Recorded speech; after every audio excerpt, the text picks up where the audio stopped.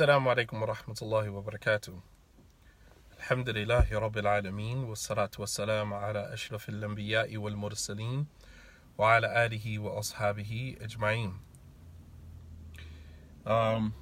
Got a few minutes here waiting for my kids to get to the bus stop. So figured that I would just open up the Periscope and make a reminder to everyone, to give a reminder about the Islamic Leaders Convention that will be 2 weeks from now, 2 weeks from this Friday. And that is Saturday, April 20th and Sunday, April 21st. This will be at Howard University. We're calling on all leaders of the Islamic community, whether imams, students of knowledge, board members, professionals in the community who have something to offer, something to contribute to the well-being, the overall well-being of the Muslim community. We've seen in past years a lot of dysfunction in the Islamic community, and we want to make some changes. We want to make some real changes, inshallah. So that's 2 weeks from now, Saturday, April 20th. That will be in DC at Howard University. Please, we are encouraging everyone to go and fill out the application form so that we actually have a number. We know exactly how many people are coming. Alhamdulillah, we've had a large turnout so far in terms of applications that have already been processed. There will be no food at the event because it will be in the lecture hall in Howard University. So there will be no food, but there's restaurants all around the university campus. There's restaurants outside. So that takes care of that.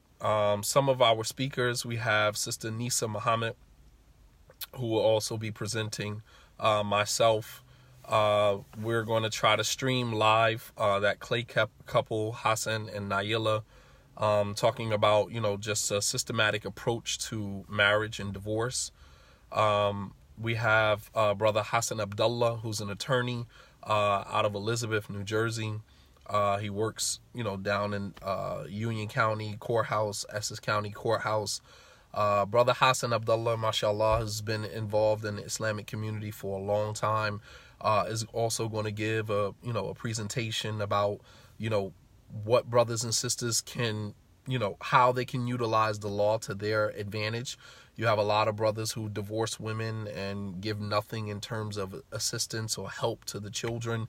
You have a lot of sisters who, leave out of the marriages and, take custody of the children and don't give brothers custody of their children, don't allow brothers to see their children. There's a lot of things that go on, and, I don't think that we are aware of how much or to what extent of the law, we have at our beck, that we have in our grasp that we can use to assist.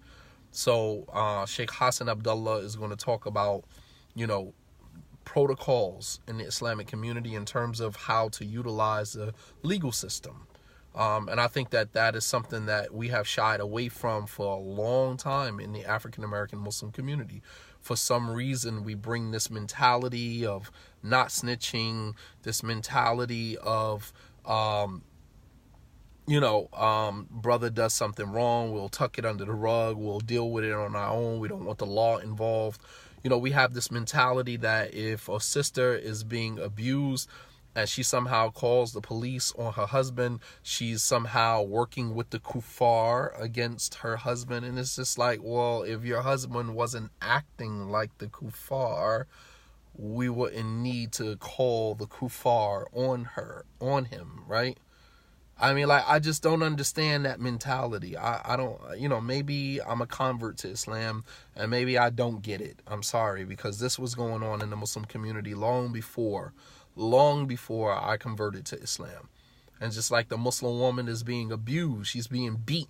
And then when she calls the cops, it's like, oh, you're calling the kuffar, you're calling the non-Muslims on the Muslims, and that's somehow an invalidation of your shahada. I don't understand how that works. So what is she supposed to do? Sit there and let the man beat on her? or go to the masjid and complain to the imam, only to have the imam further exacerbate her trauma, right? Further exacerbate her trauma by dismissing her emotions, telling her to fear Allah, go home, inshallah, talk to your husband, and meanwhile, the abuse continues. What else is she supposed to do? Please tell me. What else is she supposed to do? But call the police and utilize the court system and the legal system? No, that's like an invalidation of your shahada. You got to be kidding me, man. Where did we get this mentality from? I really just don't understand that. I don't understand that thinking. I don't understand that. So we're going to talk about, and I think that that's part of where we went wrong in the Islamic community. We kind of distance ourselves. She's a lot of brothers out here pick and choose what they want to accept from the deen. That ain't just brothers, man. That's everybody. That's everybody, man. We all have selective Sunna syndrome. We have selective Sunna syndrome, SSS. That's what we suffer from. We pick and choose from the religion what we're going to follow. It has nothing to do with brothers. It's sisters that do the same thing. Same thing. And then we'll all claim that we on the Quran and the Sunnah, yet you picking what part of the Quran and Sunnah are you on, right? That's the question. It's not, oh, I'm on the Quran and Sunnah. What part of the Quran and Sunnah are you on? Because from last I checked, you hand select, cherry pick from the Quran and the Sunnah what you gonna follow, right? And it's not just brothers, but sisters do the same thing. So let's not make this a gender war. Right? This is not a gender war. Men, brothers, and sisters do the same thing. What I'm saying is that if a woman is being abused, the imam, the masajid is not the go-to. That is not where you're going to get help or get support. The imams, unfortunately, many of them have been compromised. They have been compromised. So if a sister goes to the masjid and is believing that she's going to get help from the imam, I'm sorry to bust your bubble, but that's not going to happen. What is he going to do? What is he going to do? Sister goes into the imam's office. She's wearing niqab to cover the bruises on her face. And she goes into the imam's office and says to the imam, my husband did this to me. What is the imam going to do? Except give her some generic, advice. Go home, be patient, inshallah, talk to him. And meanwhile, you never talk to the brother. 2 months later, the same thing happened. The sister reach out to the imam again. Have you spoken to my husband? Or I haven't seen him. I haven't spoken to him. These imams are not proactive. Students of knowledge, imams, they're not proactive. They're not going to do anything. So, the only other recourse that, women have is to utilize the legal system. And that should have been done a long time ago. But it's like we came into Islam with this same, ghetto mentality that, oh, no snitching, we took the no snitching from the streets and we just transferred it over into Islam and say, oh, well, we're not going to call the kuffar. You see how those work? If we put those together, parallel, those two mentalities, they are actually the same. So the only thing that we did was convert to Islam and then take all of our ghetto hood policies and protocols and transfer them over into Islam and utilize Quran texts from the Quran and the Sunnah to justify ghetto behavior. That's exactly what we did. Street rules that are being applied in Islam. I mean, like, if the Prophet ﷺ and the Sahaba could see what we have done to this religion, man. If they could only see what we did to this religion, man. No justice. Where's the Islamic community? At any rate, Brother Hassan Abdullah, this is one of the things that he's going to be talking about. We have Sister Nisa Muhammad, who's also the chaplain at Howard University, also been involved in the Islamic community for a while. She's going to be talking about, just the ethical practices of being an imam. And this is something that is long overdue. You know what I mean? For, a long time, imams in the African American Muslim community have had carte blanche, just free range to just do them. And unquestionably, no one has the right to question them because they are the imam. And when he feels like there's too much pressure, he just quits and goes and becomes an imam at another masjid. And then, the saga continues. There's no checks and balances. There's no protocol. There's no rules, regulations, ethics that should be followed. There should be an imam's handbook, things that the imam can do, things the imam cannot do. When an imam is brought on as an imam or student of knowledge or whatever title you go by, there should be a list of protocols and ethics. There should be on-the-job training. Imam should not just be able to be hired, brought into the community because he can read Quran, because he can speak Arabic, and because he can give a khutbah. But you know nothing about this community. You know nothing about these people. You know nothing about the previous imam and how he cultured and nurtured the community before you came there. You don't know the fiqh of that community, what type of fiqh that the previous imam was teaching, whether he was Hanafi, Hanbali, whether he was Maliki, whether he was Shafi'i. You don't know what he was teaching. And it's just like we are just filtering in. We're just bringing in imams from one community to the next. There's no on-the-job training. There's no, handbook, imam's handbook given to him and certain ethical protocols that he has to follow. Nothing. He's hired, brought on as the imam or the head of the religious affairs department or whatever title you want to give him. And we're left to just, let him do as he wanted. It doesn't work like that. You handling people's lives. You're handling people's lives. You're handling families. A masjid is, filled with families, filled with children, mothers, and you understand what I'm saying? Like, you don't just walk into a community and you're giving carte blanche just on the fact that you are the imam of the community. It doesn't work like that. It doesn't work like that. Come on the other side. Come on the other side. That's important, man. So it's important to make sure that those things are in place. Go ahead, open the door and get in. I'm on the phone. Assalamu alaikum. So, we'll have Sister Nisa Muhammad talking about protocols, and ethical behavior of, imams.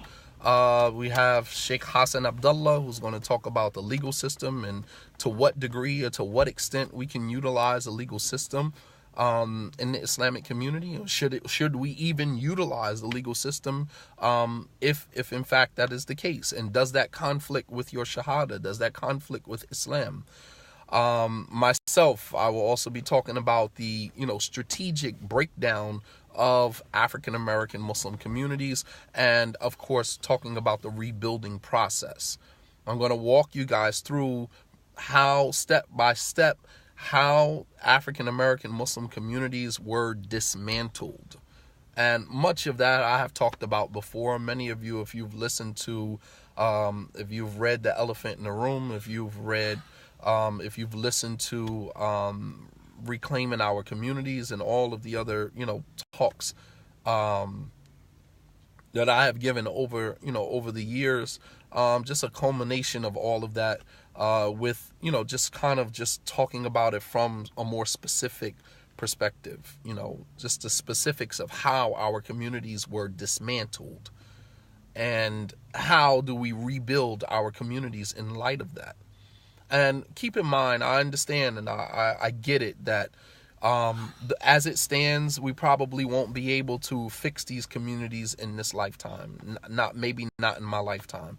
And that's not my intention. That's not my goal. My goal is to put the information out there to make sure that the information is available so that maybe one of our children, maybe one of our grandchildren will come along later on and will pick up from the work that we left behind and take it to the next level. So I'm thinking ahead. I'm thinking generations ahead. I'm not thinking about right now. I don't anticipate after this convention is over or any other convention that comes after it, I don't anticipate that our communities are just going to automatically fix themselves. That's unrealistic. I don't think like that. But what I am doing is doing my part to address, our issues, to address the root of our dysfunction, and to lay down a systematic approach to rebuilding our communities and giving us an idea of what a model Islamic community should look like, so that in the event that one of our children, one of our grandchildren come along later on, they would actually have a foundation to work from. They would have a foundation to work from. That is what this is about. This is not about we're coming to DC and we're coming to the convention and then out of nowhere we're going to leave this convention and go back and work within our own little corners, and then boom, the Muslim communities are going to just straighten up and fly right. It doesn't work like that. This dysfunction didn't happen overnight. It didn't happen. It was those years in the process. Years in the process.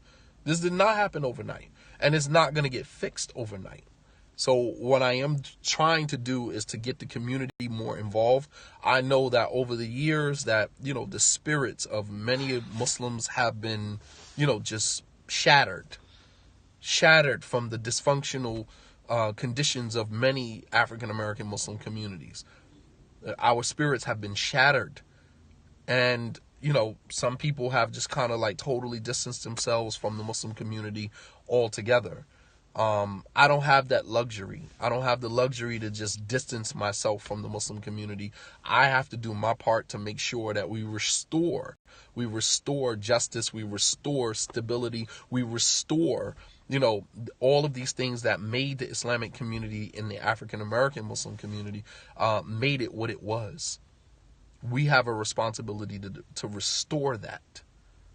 There is no justice in our communities. There is no, that has to be restored.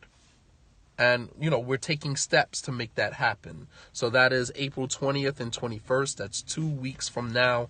That is going to be at Howard University in DC. If you go to my Facebook page, go to my Instagram page, inshallah, you will find the flyer. At the bottom of the flyer, you will find the email that you can email to get your application, fill in your application. And obviously that if you feel like you have something that you would like to contribute to the discussion, something that you would like to contribute to the SOP, please stipulate that on your application. Mention that on your application, and we want all of you guys to come out and benefit, and let's learn from one another. Let's benefit from one another. Let's spend time with one another, quality time with one another. This is not an event. This is not a conference where you're going to have a whole bunch of speakers, just kind of preaching to the choir. We've done that for years and it hasn't solved anything. I'm sorry. The last thing that we need at this point is another conference, 3-day conference. Like, I'm so over that, man. 3-day conferences. Like, what is it solving? It becomes just a gathering. It just becomes an ijtima, just a time for us to gather. And while that is okay, right now, many of our communities are in crises. And gathering and just, congregating and, just soliciting and hanging out, it's not solving our problems. It's not solving our issues. We need to bring substance to the table at this point. Substance to the table. And begin working, through our issues to straighten out, our community. So that's, 2 weeks from now at Howard University, inshallah ta'ala. We have some other speakers, Brother Gaddith Bryant from New York, who will be giving a presentation on suicide amongst teenagers, amongst teenage Muslim youth. We have a slew of other speakers, inshallah. Brother Zaid Ansari from Atlanta, who will be coming and giving a presentation. And if you notice, all of the speakers, none of them are students of knowledge or imams. I think we have reached a point in our dialogue at this point, in our narrative. We've reached, the paragraph where the professionals in our communities need to have a voice, need to have a say-so in how we fix our communities. The professionals, for so many years in the Islamic community, we've had all of these healthcare professionals. We have these mental health professionals. We have these psychologists. We have these Muslim psychologists. We have all of these, professionals, clinicians running around in the community, and yet they have no hands-on, grassroots, hands-on, working with the community. And it's like, why? Why do you have all of these professionals in the Muslim community, and yet we don't see any of them in the masajid helping out and helping to, the deficit, the emotional deficit, the spiritual deficit that is in the community. The imam cannot handle all of that by himself, nor is he equipped to do that. We have put all of that on the imam's shoulder. The imam has become the father of the community. He's become, the marriage counselor of the community. He's become the mental health professional in the community. He's become all of this. And meanwhile, he has no qualifications in any of that. The imam has no qualifications in any of that. How do you graduate from the University of Medina at 20-something years old? You've only been married, for 5, 6, 7 years, maybe 1 or 2 children, and automatically you become an imam of a masjid, and now you giving marriage counseling? Based on what? What qualifies you to give marriage counseling? As an imam, that has been that comes with the territory. You're the imam, so you give marriage counseling, but you're not qualified to give marriage counseling. You're not qualified to do that. You're going to go your family is having a crisis, a marital crisis, wherein children are on the line, your home is on the line, your family is on the line, and you go sit with this inexperienced imam or student of knowledge who's going to run down to you a slew of texts from the Quran and the Sunnah, and you walk away from that and your problem still exists. I don't understand why we don't see anything wrong with that. I don't understand why we don't see a problem with that. That is a problem. And then on top of that, many of the imams, they're cool with a lot of the brothers because you see them in the masjid, you pray alongside of them, they sit in your classes. So that's a conflict of interest right there. For many imams, it's a conflict of interest for a brother to walk into your office, somebody who sits in your classes, somebody who, prays behind you, right? That's a conflict of interest. How is the imam going to give him sound Islamic advice, marital advice? I'm really trying to figure that out. Please correct me if I'm wrong. Correct me if I'm wrong. That's a conflict of interest. Right there. How the brother prays behind you in the masjid every day. He comes to the masjid for Maghrib, Isha, Fajr. He prays behind you. He sits in your classes, and now he's coming to you for marital counseling. On top of the fact that you're not qualified, you haven't sat in one marital counseling, convention. You haven't attended one workshop. You haven't attended anything. No qualifications whatsoever to give marital counseling. And this couple, this family is supposed to sit in front of you because you are the imam and you are supposed to somehow administer to them marriage counseling so that they can go back and fix their problem. Insane, man. Insane. Am I the only one that sees this like this? I'm just really... And meanwhile, you got qualified marital counselors, clinicians in the community that we don't even use. We don't even, ask them for their help. That have degrees, that have years of experience under their belt, and yet we'll push all of that to the side because the imam has now become, the end-all be-all in our communities. It's just wrong all around the board. Wrong. It's wrong. And if imam or student of knowledge was smart, you would lighten your load by deferring all of that to the qualified people and allow you to reduce your headache and concentrate on the things that they want money for, their advice. Okay, what's the problem? You don't think your marriage is worth? If your marriage is not worth it, then go to the imam and get married. I mean, if you really care about your marriage, your children, you got a lot of stuff riding on that. You have children, you have a home, you have, your finances are mixed together. You have a lot riding on that. You don't think spending money to go to a qualified marital counselor is worth it? Your marriage is not worth that? Why don't we see that? Why do we want everything for free in the Islamic community? And you get what you pay for. You want free marital counseling? Go down to any mosque and get free marital counseling from unqualified imams and students of knowledge. Go for it. Tell me how that works out for you. Let me know how that works out for you. The moment I found Hassan and Naila, I stopped giving marital counseling altogether. I don't give marital counseling anymore to anybody. I refer directly to them. And it made my life a lot easier because now I don't have to, the transference of energy. I don't have to walk away after the conversation feeling heavy because you just dumped all of this stuff in my lap. I don't have to feel like that anymore. I can pass that on to the professionals and let them deal with that. That's their job, not my job. That's their job. So as an imam, it would only be smart. As a student of knowledge, it would only be smart. Right, the sister be patient, brother fear Allah counseling. That's what it becomes, absolutely. And as an imam or student of knowledge, it would be smart to say, you know what, it's not your job as the leader of the community to know everything, but it is your job to know everyone that knows everything so that you can put everybody in their proper place. Aisha radiallahu ta'ala anha, she said, "Umirna an nunazzila an-nas manazilahum." We have been commanded to put everyone in their proper place. We have been commanded, instructed to put everyone in their proper place. Putting everyone in their proper place is if you are a qualified clinician, you're a qualified mental health professional, you're a qualified marital counselor, I'm going to put you in your place.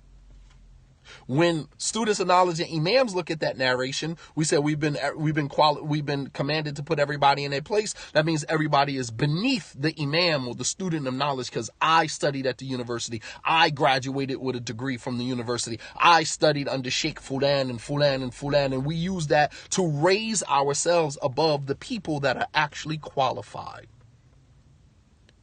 To raise ourselves above people who are qualified. And we believe that putting everyone in their proper place means putting everyone beneath me because I am a student of knowledge. I graduated. I understand the religion better than anybody. There was a time when students of knowledge would use that fact that they're a student to discredit everybody. Well, where did he study? Where did he study? What scholar did he study under? Checking for your credentials, not for the purpose of giving you your proper status, but putting you beneath him. Because if you didn't study where I studied, or you didn't study under qualified scholars that are of the caliber of the scholars that I studied from, then you're beneath me. You shouldn't open your mouth. You shouldn't have anything to say. And I'm sorry, those days are over. Those days are over. Students of knowledge, imams need to be put in their proper place. I'm just saying this with all due respect, and that includes myself. That includes me as well. And I like to think that I know my lane. I stay in my lane. I don't step outside of my lane. If something is above me, I pass it on to someone else. I don't have to put on a cape. I don't have to put an S on my chest. And I don't have to jump out there and take on the world's problems. That's not I don't get validation from that. I don't care about that. I go to sleep at night peacefully because I give everything where it's supposed to be. I pass on, defer things to people where it's supposed to be. And I go to sleep at night well on my pillow. Absolutely. I'm not carrying no more weight unnecessarily on my shoulders. Not doing it. I did that in the Muslim community for years because as a graduate, you tend to think that you are Superman and you have to take on everybody's issues. I'm not doing that. I'm not doing that. No more. Your issue is your issue. Your issue is not my issue. And I'm not going to sleep with a heavy heart because I took on something that was beyond my capacity. I'm not doing that. Work smarter, not harder. We're in the business of working smarter, not harder. I'm not doing that. So it's time to allow the professionals in our community to take their rightful place in our communities. So if you are a mental health professional, please come out, share your experiences, share your expertise, network with those within, the circle of the people that will be there so that, your expertise, so that your skill set can be utilized in various communities. If you're a marriage counselor, you're a clinician, come out and make your services available. Network with the people that are there so people know who you are. So when an imam or anyone needs your help or your assistance, they can refer people to you. That is what this is about. That is what this is about. This is not imams sitting down giving lectures about things that we already know. The Muslim community is not ignorant. I have more faith in you guys than you think I do. You guys are not ignorant. Some of you guys have been around for years, sitting in lectures, listening to lectures on, online or whatever the case may be. You are not ignorant of Islam. By far. You're not ignorant of Islam. And I at least give you that much credit. You are not ignorant. I don't need to, any khutbah, any lecture that I get up and give, I would like to believe that at least 70 to 80% of what I've talked about in the khutbah, you guys already know. It's just a reminder. If you've been around long enough, you done heard most of the hadith, you done heard most of the Quran multiple times. You know what I mean? Like, it's nothing new under the sun. We're not dishing out anything new. No student of knowledge is graduating from any university or coming home from any remote corner of the world with some sacred knowledge that nobody knows but him and the scholar that he learned it from. That is unrealistic. Nobody is popping up out of the blue with some new information that people don't know. You guys are not ignorant. So stop sitting in front of students of knowledge and imams as if this is the first time you ever heard that. This is not the first time that you ever heard it. It's the first time that you might have been able to process it in that manner because of the way that it was delivered, because of the way that he said it, the way that he presented it. But it's not. 9 times out of 10, it's not the first time that you've heard it.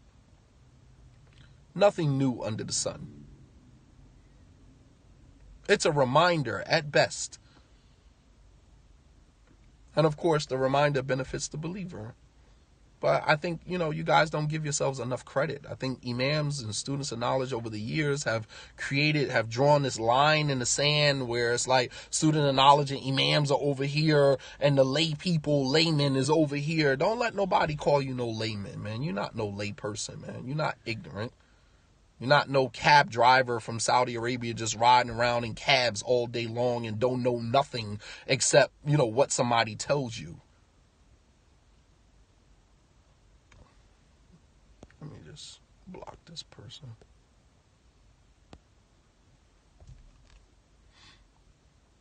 Right. The best way to control people is to make them believe they can't think for themselves. And that's another, systematically how our communities were broken down. People made you believe that they were popping out of Saudi Arabia, out of Yemen, this next student of knowledge, this headliner, this big name that is popping up out of, Saudi Arabia or Egypt or Yemen or wherever he comes from, whatever remote corner of the world he pops up from with some sacred knowledge, some new hidden knowledge that nobody else knows. It's like, come on, man, get out of here, man. Get out of here with that. Ain't nobody beat for that, man. Ain't nobody listening to that no more, man. Nobody wants to hear that no more. And nobody buying into that narrative no more. Nobody's buying into that narrative that you're going to pop up on the scene with some knowledge that nobody else got but you, that's exclusively to you, and therefore everybody needs to come now take knowledge from you. Meanwhile, the whole while making you second question your own judgment, second question your own intellect. You were smart. You had common sense before many of these students of knowledge came on the scene. You had common sense. You had common sense. You might not know Arabic, and believe it or not, many of them don't know Arabic either. Believe it or not, many of them don't know as much Arabic as they claim they know. Trust me. I know. Student of knowledge, you in your last year in the university trying to have a conversation with somebody in Arabic and you still using the mudariya in the place of the maldi and the maldi in the place of the mudariya. Man, get out of here, man. Like, you can go in the land of the blind, the one-eyed man is king, but I can see with both my eyes, man. I'm sorry. You're not no king in my eyes. I'm sorry. I ain't buying into that narrative, man. And you guys shouldn't either. And that is the way that we restore our communities. Don't let nobody put you in no place where you a layperson, you're ignorant, you don't know anything. No, man. You got a degree in education. You got a degree in this. You're not stupid. You're not ignorant. And everybody is ignorant in some regard. Everybody is ignorant to something. This was what Allah subhanahu wa ta'ala was trying to show Musa when he sent Khidr. Khidr did some things that Musa had absolutely no knowledge. To the point where Khidr was like, هذا فراق بيني وبينك سأنبئك بتأويل ما لم تستطع عليه صبرا. He said, this is where we go our separate ways, and I'm going to inform you about the things that you had no patience, right, to understand the wisdom behind them. Everybody is ignorant in some regard. Everybody. So this whole idea, oh, you're a layperson, you're ignorant, you don't know about Islam. Nah, miss me with that narrative, man. I might be ignorant in certain fields, in certain regards, but I ain't ignorant. I'm not an ignorant person, right? Make that distinction, man. Don't ever let nobody categorize you as ignorant. And I've been hearing that being used for so many years. Oh, I remember, subhanAllah, I remember we were on an elevator with a particular sheikh. I'm not going to say his name. And I'm going to end with this. We were on the elevator one day, myself and it was 2 other students with me, and we were on the elevator with this particular sheikh. And I asked the sheikh, living in America, how should we teach fiqh? Should we teach fiqh the way that we learned it in the university, where we're teaching all of the different opinions of a fiqh issue and then allowing the people to, giving them the dalil, giving them the evidence, and allowing people to choose, what position based upon the evidence that was presented to them, allow them to choose their own position? Or should we teach them from a madhab? Starting from choose a particular madhab and teach people fiqh from a particular madhab. And this sheikh looked me in my face and he said, your people in America are ignorant. That's what he said to me. He said, the people in America, the lay people, al-awam, the lay people in America are ignorant. Al-awam juhal. Those were his words to me.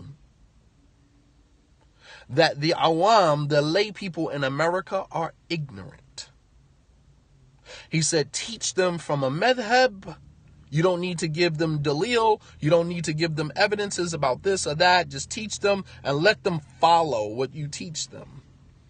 And I interjected. I said, Sheikh, with all due respect, bikulli ihtiram, with all due respect, Sheikh, many of the awam, many of the lay people in America are well read.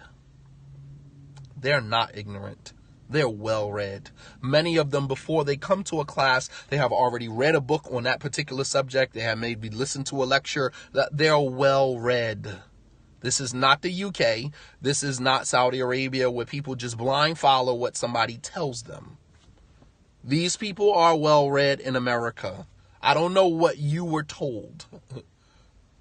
With all due respect, I don't know what you were told about the lay people in America, but they are well read. And many of them can debate with you on issues in a lecture, just as any student of knowledge can debate with you.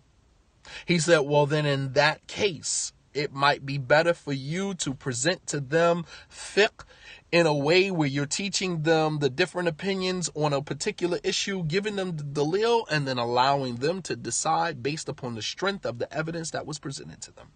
And it's from that perspective. If I go into a fiqh matter, I never force anybody to take an opinion on anything. I present to you the issue. I present to you the difference of opinions. I present to you the dalil of each opinion and allow you to choose for yourself. I remember, subhanAllah, being at a lecture with Abu Uwais, rahimahullah ta'ala. We were in a lecture in Maryland one time. And it's one of the few times I had a chance to share the platform with Abu Uwais, rahimahullah ta'ala. And he was asked about a fiqh question.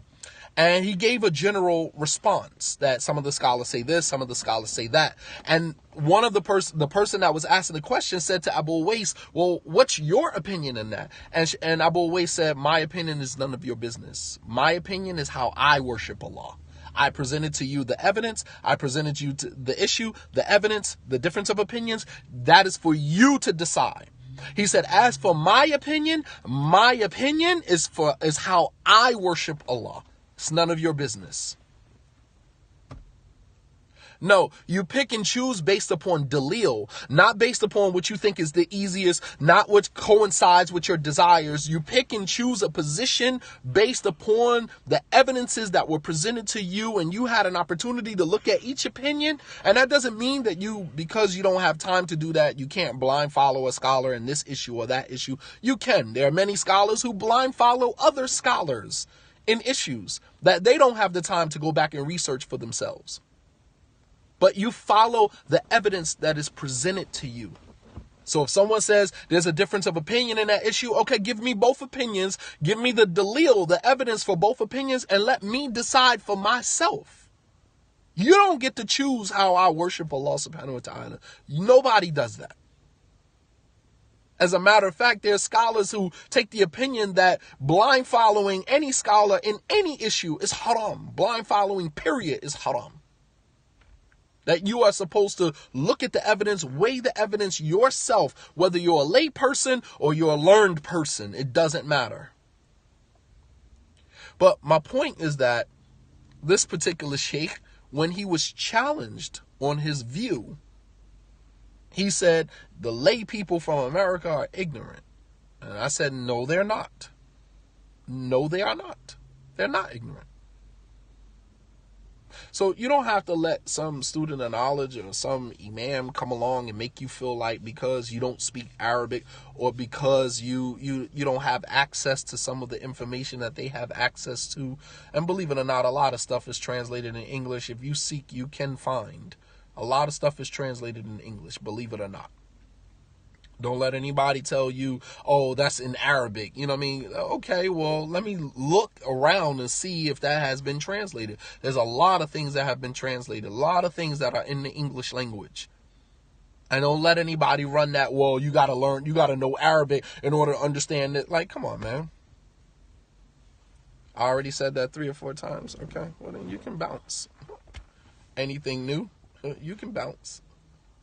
And you come on my Periscope asking me, at any rate, he ain't got to worry about me saying anything new anymore. Go find another Periscope to troll. That's next week, 2 weeks from now, April 20th, April 21st, Washington, D.C., bi'idhnillah. Please come out. Please share your expertise, network, and let's get these communities together, bi'idhnillah. Jazakumullahu khairan for your time and for your patience. May Allah subhanahu wa ta'ala bless you all. Wassalamu alaikum wa rahmatullahi wa barakatuh.